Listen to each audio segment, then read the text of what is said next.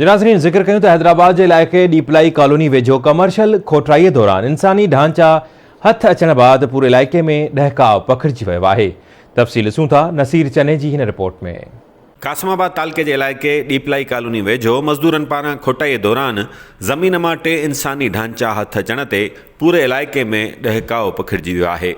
यादि रहे त हिकु बिल्डर पारां ॼाणायल प्लाट ते कमर्शियल प्लाज़ा अॾण लाइ मिट्टी कढी पई वई, जंहिं दौरान इंसानी वाक़ियात हथ आई। अहिड़े वाक़े बाद ॻोठाणनि पुलिस खे इतला कयो, जंहिं इंसानी ढांचा पंहिंजी तहवील में वठी छॾिया। कब्रिस्तान हिकिड़ो ई आहे, लेकिन उन में हिकिड़ी दीवार आहे जेको बासर जो कब्रिस्तान आहे, उनखे महफ़ूज़ कयल आहे चौदीवारी तहत। जेको ग़रीब जो कब्रिस्तान हुयो उनखे पधर पट करे उन में जेका बिल्डर माफ़िया आहे हू पंहिंजो गैर कानूनी कब्रिस्तान जे मथां प्लाज़ा अॾण थी चाहे, ऐं उन प्लाज़ा अॾण जे करे ई हुननि छा कयो आहे त जेका हेठि खोटराई कई आहे उनजी मिट्टी कढी करे उहा मुख़्तलिफ़ जेके असां वटि कमु कंदड़ आहिनि मज़दूर तबिको पठान आहे अक्सर करे, उन्हनि खे उन्हनि विकिरो करे ॾिनी आहे त बाबा ही तव्हां सेल कयो, ही जेका मिट्टी आहे। हुननि जीअं खोटराई शुरू कई आहे त इंसानी उज़वा उन मां निकिरणु शुरू थी विया आहिनि। मुख़्तलिफ़ माण्हुनि जा कंहिंजो खोपड़ी आहे, कंहिंजा हथ आहिनि, कंहिंजा पेर आहिनि, मुख़्तलिफ़ उज़वा जेके आहिनि त उहे निकिरनि पिया, ऐं मुख़्तलिफ़ उज़वा जेके मुख़्तलिफ़ जॻहनि ते वञनि पिया। आउं सम्झां थी त इंसानियत जी इन खां वॾी कहिड़ी तज़लील हूंदी जो असांजो लाश जेको असां ग़रीब माण्हुनि जो लाश हुजे उहो बि महफ़ूज़ न हुजे। असांजो पुराणो अॻे कब्रिस्तान आहे भूतंगा, पर हिन टाइम ते तरक़ियाती कम जेको आहे सो आयो आहे कयो अथऊं। इन जे लाइ मिट्टी खोटाई कई आहे, जंहिंमां पुराणे माना ज़माने जा लाश निकिता आहिनि।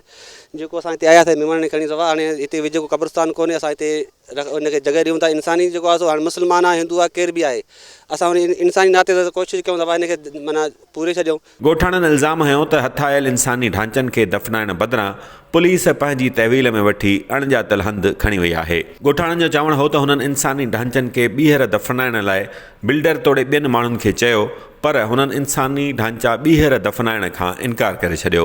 असां चयोसीं 200 रुपए में ट्राली मिले पई, नज़दीक खोटराई थिए पई, इन जे करे असां लाराईसीं घर जे भराज जे करे। ओड़े पाड़े में मिट माइटनि अज़ीज़नि ॿियनि बि लाराई, असां बि इन जे करे लाराईसीं। उन में मैयत निकिरे पई, जितां चो त खोपरी निकिरे पई, कंहिंजी बांह, कंहिंजी ॼंग, माना अहिड़े हिसाब सां निकिरे पई। आख़िर पुलिस वारनि खे उहो मैयत खणी ॾिनोसीं, हुननि चयो त असां पाण दफ़नाईंदासीं। मिट्टी खणंदे खणंदे खोपड़ी निकिती, मां हेॾां आयुसि पिया, हिननि चयो चई यार लाशर साहिबु ही खोपड़ी निकिती आहे इंसान ज़ात जी। मां चयो यार इहा त नाइंसाफ़ी आहे, किथां मिट्टी तव्हां घुराई आहे? हिननि चयो हे प्लाज़ा खोटिजे पई, हुन प्लाज़ा खां असांखे पठाण ॾेई विया आहिनि 200 रुपए में ट्रैक्टर। असां इहा मिट्टी इहा खोपड़ी खणी करे मेमणनि ॾे वियासीं। मेमणनि खे चयोसीं भाउ हितां जे करे निकिती आहे त इनखे हिते ई दफ़नाइणु खपे, छो जो ॿिए पासे ही लाश खणी वञणु सुठो कोन्हे को। हुननि इनकार कयो त हिते असां दफ़न करणु न ॾींदासीं। फारूक मेमण उन चयो भाउ हिते आउं दफ़न करणु न ॾींदुसि, अञा असां सां बदतमीज़ी ॻाल्हाए पियो। ॻोठाणनि मुतालबो कयो आहे त सरकार हिन मामले जो नोटिस वठी कब्रिस्तान में पुरियल लाशनि जी तज़लील वारे अमल खे रोकराए कब्रिस्तान खे महफ़ूज़ बणायो वञे।